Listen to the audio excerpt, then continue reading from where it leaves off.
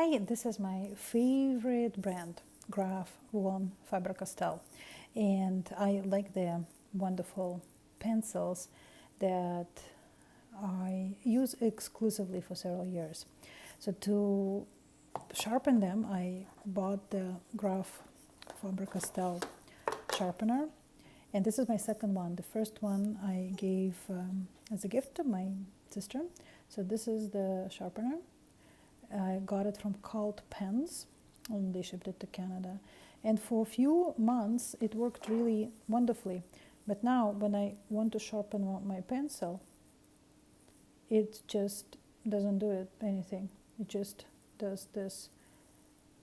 Nothing is happening. If I push it further, then I'm risking to break the pencil. And then as a comparison, I'll just take this mainstream $6 sharpener and I put the pencil in, and you see how amazingly it does the job.